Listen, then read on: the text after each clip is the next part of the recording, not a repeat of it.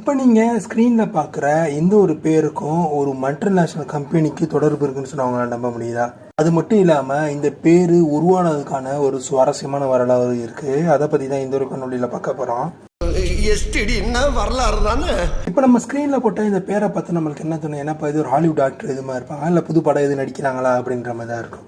இந்த ஒரு பேர் தான் பிற்காலத்தில் ஒரு சரித்திரத்தையே படைக்க போகுது. அது மட்டும் இல்லாமல் மிகப்பெரிய மல்டிநேஷனல் கம்பெனியோட பேராக போகுதுன்னு அந்த ஒரு காலத்தில் தெரியாமல் இருந்தது. என்னப்பா இது மல்டிநேஷனல் பேர் கொடுத்துருக்க, என்ன கொடுத்துருக்க, ஹியூலெட் பேக்கார்டுன்னு கொடுத்துருக்க, இது என்னப்பா பேர் அப்படின்னு கேட்டிங்கன்னா, இதுக்கு பின்னாடி தான் ஒரு மிகப்பெரிய கார்பரேட் சாம்ராஜ்யம் இருக்குது. இந்த ஒரு ஹியூலெட்டும் பேக்கார்டும் யாரும் பார்த்தோம் அப்படின்னா, இந்த ஒரு வீடியோ பார்க்குற நீங்கள் லேப்டாப் யூஸ் பண்ணுறீங்க அப்படின்னா, அதுவும் ஹெச்பி லேப்டாப் யூஸ் பண்ணுறீங்க அப்படின்னா அதுக்கு காரணமே இந்த ரெண்டு பேரும் தான்.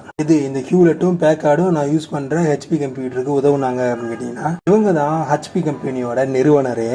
அது மட்டும் இல்லாமல் ஹெச்பின்னு சொல்லக்கூடியது என்ன அப்படின்னா, இந்த ஒரு ஹியூலெட் பேக்கார்டுன்றோட பேரை முதல் 2 எழுத்து தான் ஹெச்பின்னு வச்சிருக்காங்க. இப்போ யூஸ் பண்ற ஹெச்பி லேப்டாப்பும் சரி, ஹெச்பியில் இருக்கக்கூடிய ஹெட்செட் எதுனாலும் சரி, இந்த ஒரு ஹெச்பியோட எக்ஸ்பென்ஷன் தான் பார்த்தோம் அப்படின்னா ஹியூலெட் அண்ட் பேக்கார்ட். ஓகேப்பா, பேரு சொல்லிட்டு ஹியூலெட் அண்ட் பேக்கார்டு ஹெச்பி. சரி, இவங்களோட உண்மையான பேர் தான் என்ன அப்படின்னு கேட்டீங்கன்னா, ஹியூலெட் பேக்கார்டுன்றது இவங்களோட பேர் கிடையாது. இது ஹெச்பி நிறுவனர்களுடைய சர்நேம் தான். அவங்களோட உண்மையான பேர் என்ன அப்படின்னு பார்த்தோம்னா, ஒருத்தர் பேரு பில் ஹியூலெட், இன்னொருத்தர் பேரு டேவ் பேக்கார்டு.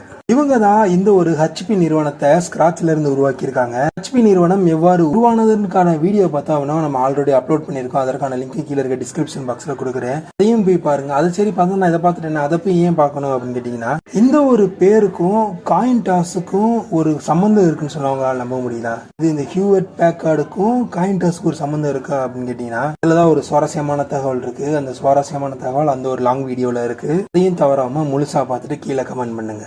இதெல்லாம் யாரா உன்கிட்ட கேட்டா? யாரா நீ? Information is wealth.